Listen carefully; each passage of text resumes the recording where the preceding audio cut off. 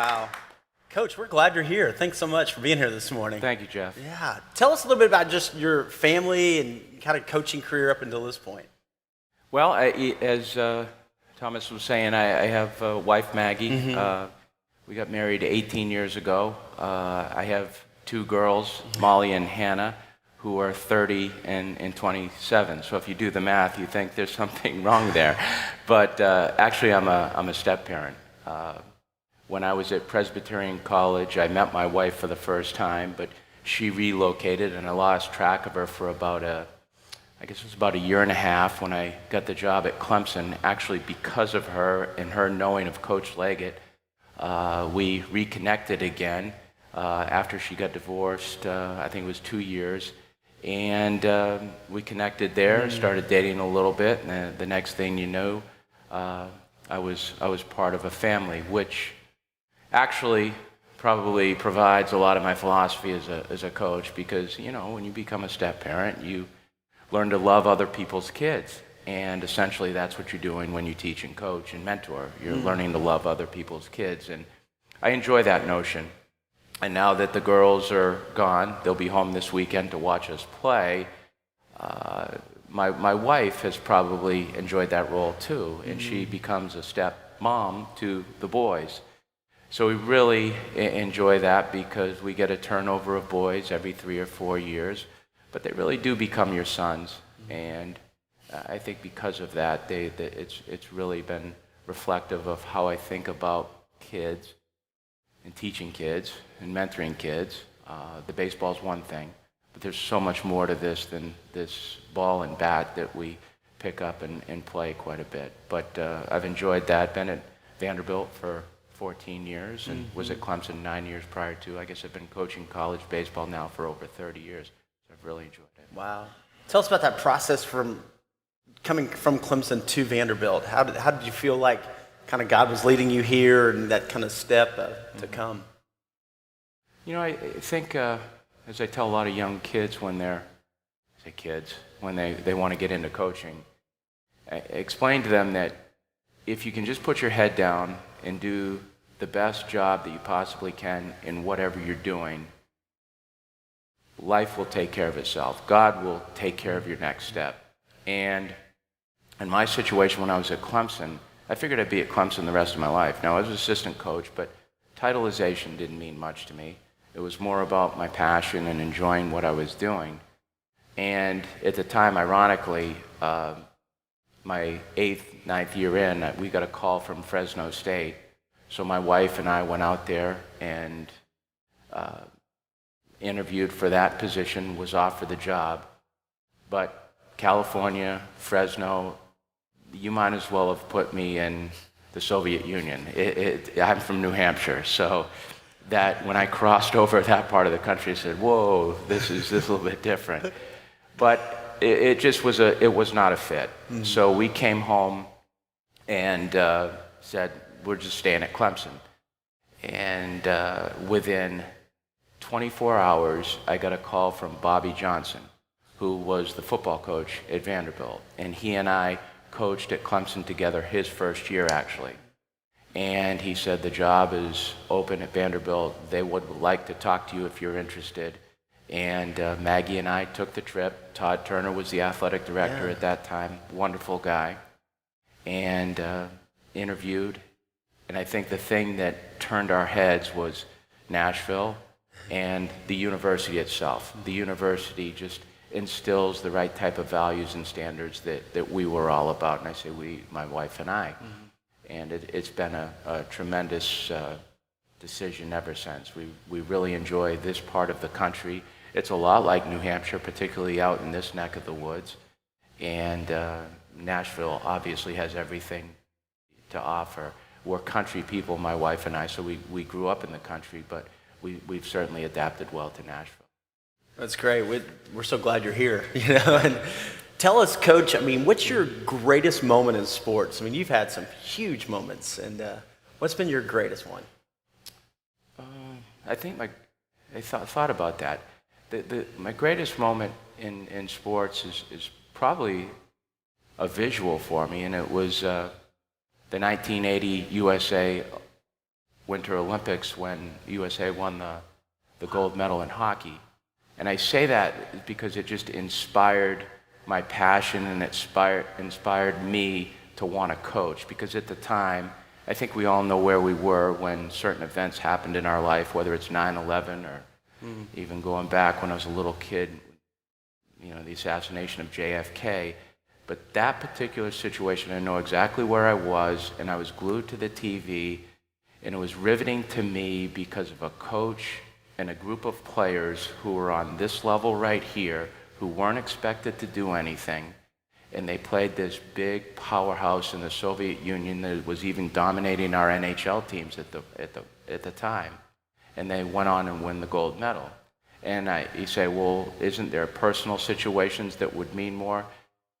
I think everything means a lot to me. I think the 2003 year when we were picked to finish last in the SEC and we went to the SEC tournament for the first time in 12 years was just as fulfilling as anything else. The trips to Omaha, they were all nice. Winning a national championship is great, but at the same time, when that happened, I really didn't even know how to react to it. People, I've gotten questions, how did that change life? It didn't change life. It didn't change perspective. It didn't change my thought processes on what I was doing, because I've aligned myself to know that all I really want to do personally is really what I want the kids to do, and that's just grow, just get better every day personally. And in that, we just enjoy the experiences. But as I tell the kids, whether it's celebration or devastation, you have to move from it, and life goes on. You can take the experiences and grow with them, but you can't celebrate too long, and you can't grieve that long for that matter, because life does have its own path. So I've just enjoyed every experience I've had, and I guess I would treat them equally as well. But that USA moment drove my inner passion to want to coach. Wow. I love that, because that was amazing, and to see that and taking a group and just overachieving. I mean, Right. It's unbelievable. And you've been able to do that. How have you been able to inspire, these kids, as you say, just to be their best, to do their best? How do you do that? I think through the years, I've changed my target and for the better. There was a time it was 2007, 2008. 2007 was a great year for Vanderbilt. We were ranked number one in the country for, I think, 13, 14 weeks. We were that team that was picked to go to Omaha and possibly win a national championship.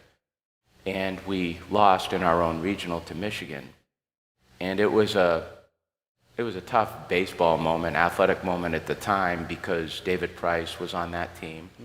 He had not given up a home run all year, and the last pitch he threw to this Michigan hitter that inevitably won the game for them was a home run.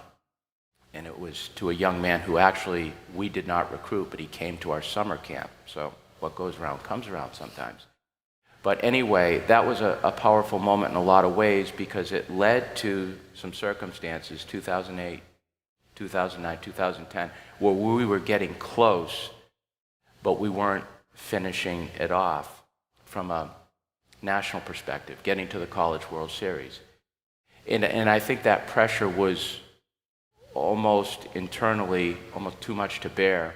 And it was showing in my own life. And my wife finally got to a point where she said, you know what, Tim, every year we have a great year. You enjoy the kids, I enjoy the kids, we get close, and we don't finish it off because of one game. And she said, if one game at the end of the season is going to define how you feel about a group of people or what you do, then she says, you're going to die a sad man. And she was right, because my thought process was more about the success of the kids and success of winning. And so internally, I really had to do something different. I try to take a very strong approach to firing myself after every year, regardless of whether we win or lose. I just leave that out. But what can I do better individually to improve the experience for the kids? And what I needed to do is just change the target for them, but selfishly probably for me. But I knew that if I could help me, I would help them. And the target was to use the classroom, which we have a very nice classroom situation that overlooks our baseball field. And I start every day up there. And I tell the kids that the classroom is our place of learning. And then when we go to the field, I want that to be your playground because it should be fun. And I want that to be your slides, your swings, whatever. And I truly want them to enjoy playing, not worry about making mistakes, not worrying about being stigmatized about making mistakes. But then up in the classroom to really learn. But the learning part is so much more than baseball. I use that as a place to grow male awareness skills, my way of thinking. Just improve human fundamentals. Because I think that if we can improve their human fundamentals and their awareness, then they become better people. They become better men. If they become better men, they naturally improve their worth as a teammate. If they improve their worth as a teammate, we become a better team. If we become a better team, then the experience is greater. So there's a lot of different individual things. I think you'd be surprised. I spend time talking to the kids about brushing their teeth. And you think, well, what value does that have? Well, brushing their teeth actually has a lot to do with their self-confidence. It has a lot to do with their energy. And I talk about their teeth, but I talk more about the 5% of their body that is seen publicly to a lot of people. Their clothes, yes, that identifies them. But it's their first impression, their look. And their confidence to me is so important because their confidence is radiant. If they show their teeth, they're able to draw other people to them. If you got a group of people that are smiling and showing their teeth, there's a lot of great energy. And with that becomes the chiding maybe sometimes of Maggie when she says, that's great, I love that notion that you would teach that to the kids, but why don't you smile? And I said, well, I do. I'm smiling inside, but I don't always show it. She goes, yeah, you ought to do what you teach. I said, yeah, sometimes I don't wear my happiness, but at the same time, there's a lot of integral small things that I think are important. We just took a trip to Washington, D.C. this weekend because it was a surprise trip. Now, we worked out at the Naval Academy, but the importance of the trip was to learn how to travel, to learn how to integrate socially with other people, and obviously patriotism. I'm so immersed in patriotism because I think that gets lost in our teachings. And we got to see so many great things. We got to experience so many things that I don't think they've ever seen before. Most of them have never gone to Washington, D.C. So I just try to involve a lot of teachings that have more to do with male growth, because I think the greatest paycheck you can get as a teacher, as a coach, is to produce a good husband and someone who's solid in his own family. I don't get into leadership much. I don't talk about leadership much because I think leadership is this big mountaintop thing. I just talk about daily growth of men and how they can interact with one another. But it makes you proud to go to a wedding or to see our kids have their own kids, and then just to see them modeling the behavior that you know is so healthy and so important to inspire other people. Man, I love that, Coach. You're raising men, and you see that. It's not just baseball, Right. but you're raising men. Thank you. What do you wish every parent or knew about college sports or pro sports? What do you wish that every guy knew? Well, our level it's quite competitive. I think when you've got sons and daughters, and we had a daughter that played tennis at Vanderbilt, so I got to see that from a parent standpoint. From a coaching standpoint, when you have a daughter that played tennis over at Vanderbilt, it's unique because when you're coaching, you spend 75% of your time with other people's children and really 25% with your own, and that's the truth. Hannah played tennis at Vanderbilt for 4 years. I got to see her play twice. I got to see her practice more than I got to see her play. But I tell you that because the time on her end and the time on our end when you play intercollegiate athletics, specifically in the SEC, is very time involving. I break down the 24-hour day for the kids the first day I meet them, and I explain that there's 3 hours of fat. And fat to me is just an acronym for fool around time. But fool around time is that if you take sleep and eating and class time and then time that you spend on your craft, and their craft is very important to them. These kids come in here and they're high-level students, they're high-level athletes, but they all aspire to be professional athletes, and that's fine. And you want that because that drives their passion, but at the same time, we have to put that in perspective. But in saying that, it takes a lot of extra time to be a special athlete and to be a professional athlete. And what I try to do is channel our kids' thoughts and saying, if that doesn't happen, the world doesn't come to an end. There's other things that you've prepared yourself for, so that if you get into minor league baseball and after a year you get released, or you happen to play in the big leagues for 2 or 3 years, what do you do after? And then what happens when you don't get drafted? And that's why they come to Vanderbilt. But I would tell any parent that it's a supportive situation, particularly when you're in this. You have to stand next to them, not in front of them or her, when they're trying to aspire to be a college athlete. And you have to let them know that it takes a lot of individual extra time besides the time that you spend with your team in order to be good. We had a young man who's from Miami, and he's struggling right now as a freshman hitter, but he's an outstanding player. We started yesterday at 2:30 as a team. He got down to the field and hit at 1 o'clock, and he got done hitting at 2 o'clock. He got a bite to eat in the locker room and then was ready to practice at 2:30. We got done at 6:30 last night, and he was in the batting cages until 9 o'clock last night again. So you think about his day from 1 to 9 o'clock was 8 hours. It wasn't straight baseball, but his mindset was straight baseball. Mm-hmm. His mindset was, this is what it's going to take. I sent him a text last night, and I did tell him to press the reset button a little bit and just relax. Just go and work out. He's very invested, and he's got a strong passion to be good. But a lot of these kids, they put in tremendous amounts of hours that we don't see beyond the time that we have them. So I would tell you that it's very time consuming. So you have to have the passion to love it. Mm-hmm. How do you keep, for us, how do you keep a proper perspective, being a lot of dads here or watching have younger kids, right? In youth sports and just kind of growing up. You sit in the homes of a lot of parents. I mean, you probably have the #1 recruiting class again this year, so way to go, Coach. But what would you say to parents as they're raising kids to even get to the collegiate level? Or?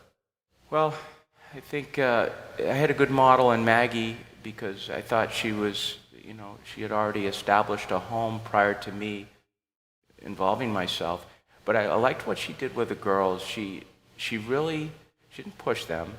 She tried to help them find their passion, and I think that's important. As parents, we try to help to find our kids' passion, no matter what it is. Not our passion, their passion. Now, we can give them a lot of things, and Maggie did. I remember she given Molly dance and tennis and softball and basketball, and then Molly grew away from certain things. My wife was an All-American tennis player, so I think Maggie would have loved both girls to play tennis, but she didn't. Molly moved into dance as she got into her senior year and then continued to dance at the University of South Carolina. Hannah, it was softball, it was dance and tennis, and she started to move into tennis. But I think as parents, we try to help them find their passion, and then once they do, we try to support them. I tell parents in our camps that be the passenger of the car. Don't try to drive the car if you're the passenger. And it's kind of like your kids. Stand next to them, sit next to them, but support them more than drive for them. And I tell a lot of dads, because I was telling Jeff before we got up here and started speaking, I've got some unbelievable stories on kids and how they'll share pressures that I never see and where they derive from. And typically they come from dads, not so much moms, but sometimes. And one time I had a young man, and this young man was a tremendous high school player, and he ended up becoming a first rounder for us. But I had a conversation with him, and I asked him about his childhood. And I said, what's your best memory from a childhood perspective on sports? And he said, actually, Corbs, it's the time that I'd play a game and my grandparents would pick me up after the game. And he goes, it was much better than riding with my dad. And I said, you love your dad, right? And he says, oh yeah, I love my dad. But he said, I'd much rather have my grandparents pick me up after a game than my dad. And I said, why is that?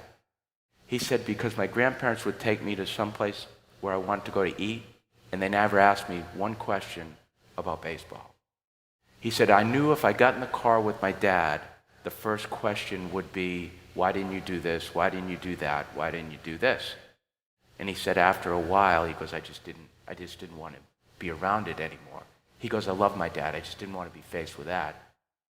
And I think, with parents, we care so much and love so much of our kids, but at the same time, our love sometimes gets us in the way of their progressions as people. And I tell dads for the most part, I said, you got 3 roles when you go to a game to watch your kid. You can be a father, you can be a coach, or you can be an official, an umpire, referee. Choose one. But don't try to be all 3. Don't try to be 2. If you're a dad, be a dad. If you're a coach, be a coach. And if you're an umpire, God love us all if we're an umpire, then be the best umpire that you can be. But I think it's so important when we're teaching our kids to be models of something, we're the model for them. Mm-hmm. They hear us, but they see us more. And they see everything that we're doing, just like me. Mm-hmm. And you have to model consistency. You have to give them the face that they need. You have to give them the face and the power that they need. Not so much the words that they need, but the face. And I tell a lot of parents, celebrate other people's children in competition because your kids see that. And if your kids see that, just think of what that does for them in their teammate abilities and takes the onus off of them to perform. And it's such a healthy thing for even our kids to integrate so naturally with other people so they don't get immersed in their own being and their own thoughts of, trying to put so much pressure on themselves.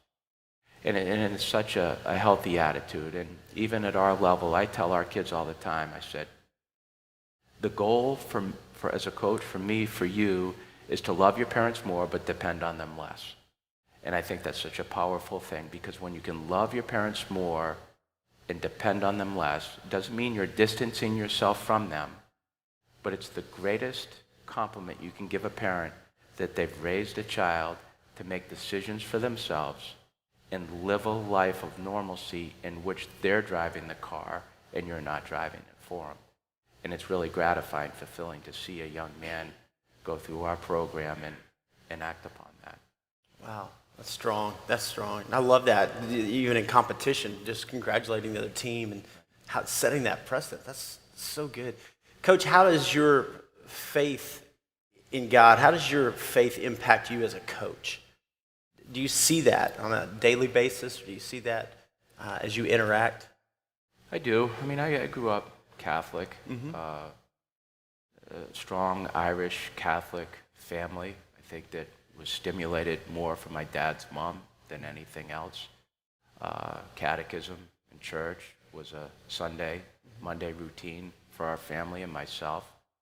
I think my faith is pretty steady, but I would tell you that my goals are driven probably in my inner being to just better my direction in life because I know that if you're going to mentor kids, you're going to be followed by kids, then your inner strength and your spirit, it has to align. There has to be I think, a tremendous amount of integrity. Mm-hmm. I tell the kids all the time, not perfect, going to make some mistakes. But when I make mistakes as a 54-year-old coach and teacher, I'm going to freely admit them because I want them to see dad or an uncle or however they would perceive me as being real, not being some cartoon character that can get up and give these tremendous motivational speeches, but then live a life of complete difference to what you're talking about. So, for me, it's trying to just improve my direction all the time, whether it's with my faith or whether it's just my perceptions of how I can help men be raised and move them in the right path. But I think, as I talked about parents, I think so much of this, Jeff, is about modeling and modeling the right kind of behavior and the behavior that you want. I tell the kids all the time that they're walking, talking billboards for their parents.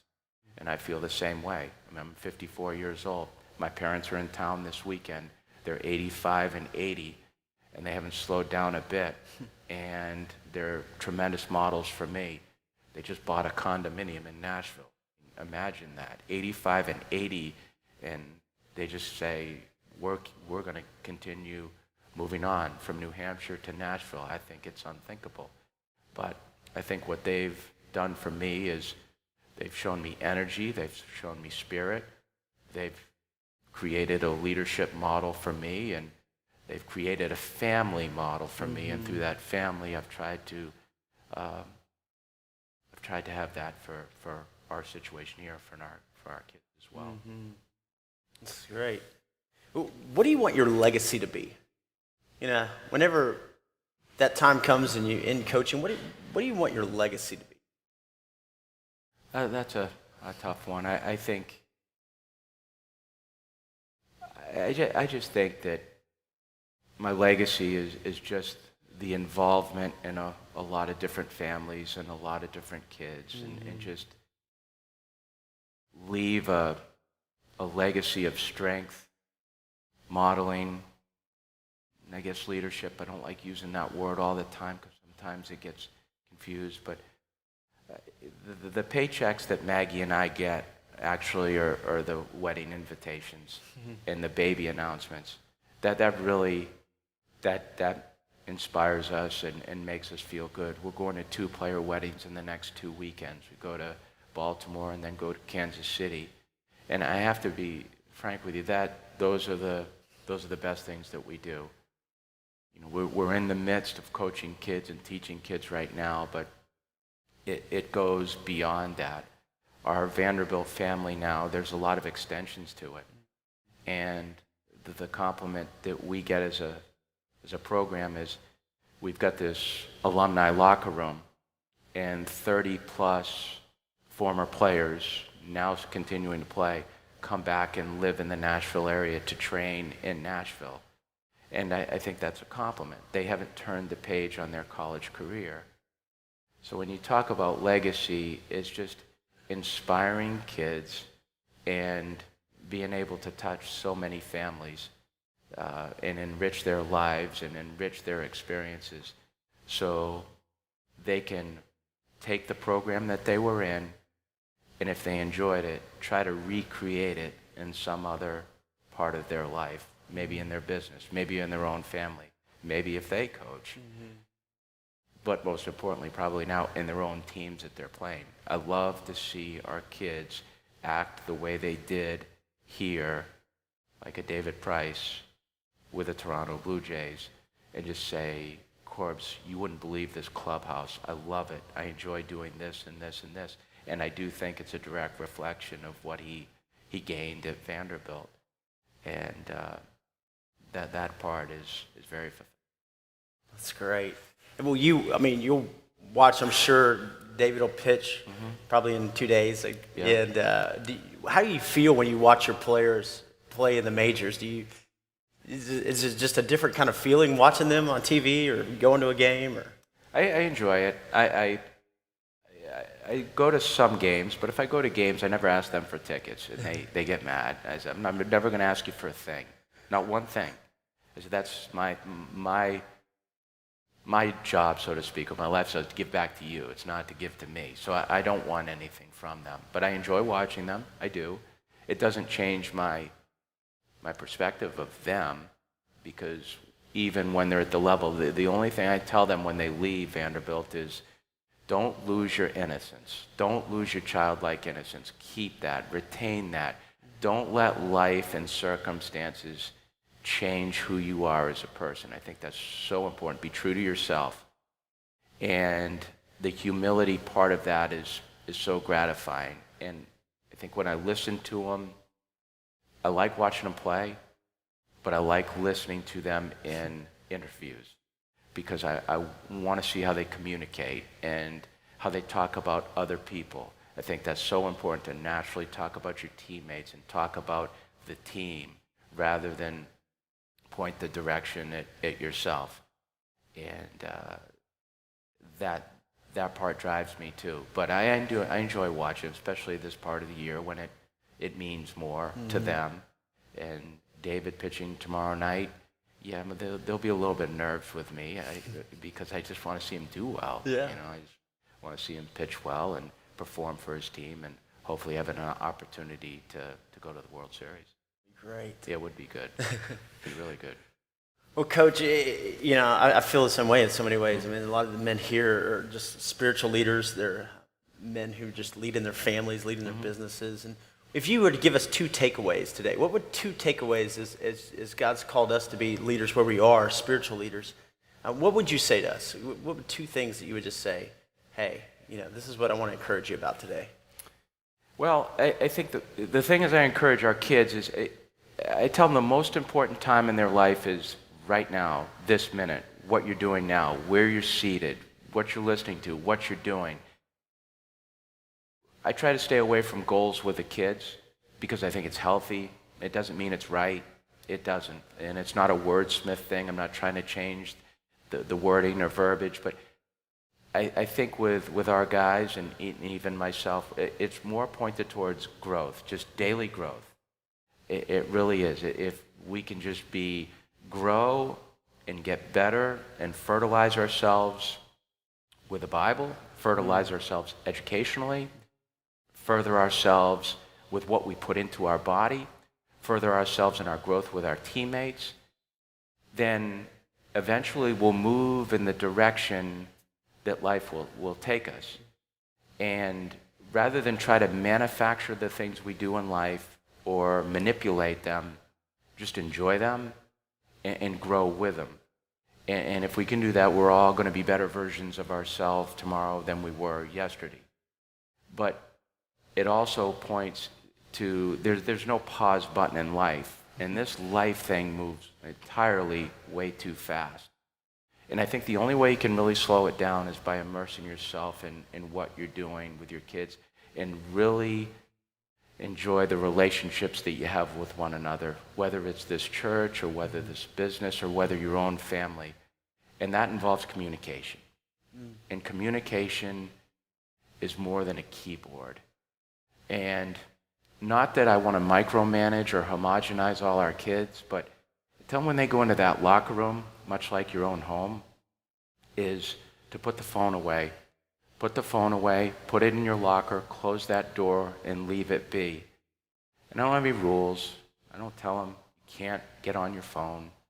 I mean, they're men. They're older men. But at the same time, I just want them to understand the strength of a relationship and how it applies more towards human contact, whether it's touching or whether it's looking at someone and sharing a message with them, or whether it's listening. And I just think that interaction there is more powerful than anything that we do. Handwritten notes are better than text. Our guys now are writing handwritten notes and taking pictures of them and sending them. Well, that's nice. That's far better than a keyboard. But it does have some power to it. It's better than getting a keyboard message. And I just explained to them that the thank yous that you can receive with someone's mouth and someone's eyes are more powerful than the thank you they get in a text message any day of the week. So growth and communication, I think, are the two things that I try to implore upon our kids every day. That's great. That's great, Coach. Hey, we've got time for a couple of questions. Sure. So, Thomas, you have any questions? Yeah, we got a couple that came in. It's an interesting one here. We've had this a couple times this fall. You're on the front lines of raising the next generation of godly men.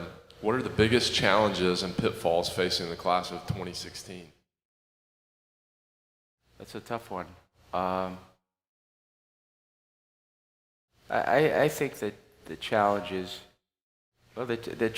I see with us as men, or our fathers, so to speak, is to stay current with the kids that we coach and teach. And I say stay current because sometimes we lose our teacher leverage, so to speak, because we become removed from what our kids are doing, not so much doing, but how they're learning and how they're listening and how they're communicating.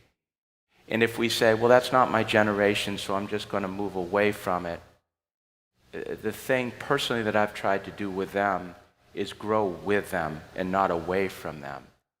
And I think when you grow with them, you have the ability to adapt with them and communicate with them and therefore teach with them.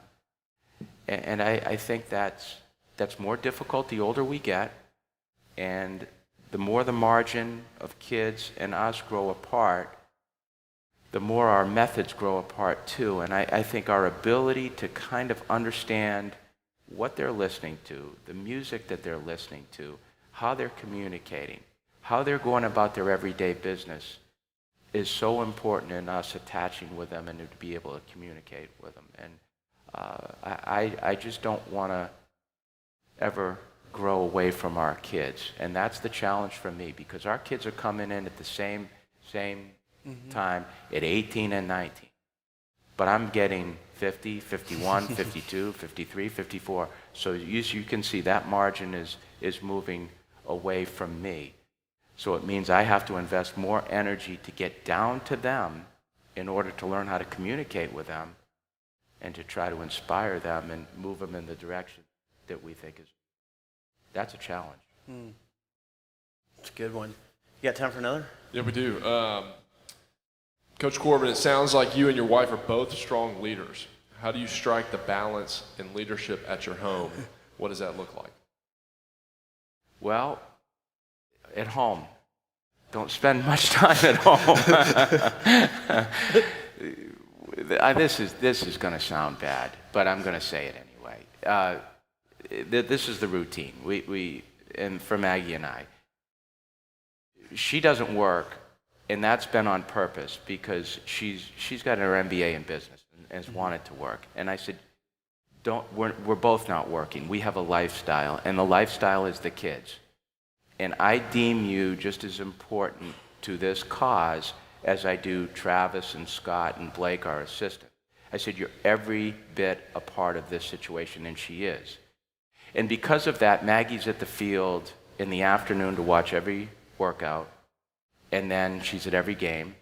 She went to Washington, D.C. with us. She goes recruiting with me. If there's home visits, she comes with me. And I just want her with me because I just feel like, to me, it's a healthy way of knowing that, okay, if we're going to send our son to Vanderbilt, then yes, they're playing baseball, but they're also getting another mom and dad that can be an extension of us. But I think our life is a little bit unique. We go out to dinner every night, and it's not because Maggie's a bad cook. She's not. She could do it. She has. But I enjoy that interaction with her because it gives us an opportunity to break down the day. And that's kind of our home routine, so to speak.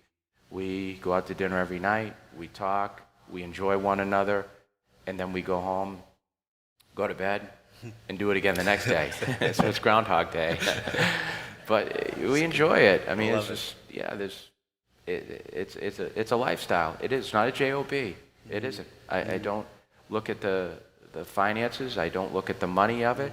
We get reimbursed well, so we're appreciative of that, but that's not the driving force. The driving force is the fact that we have this life and we want to enjoy every second of it while we're still healthy and we can.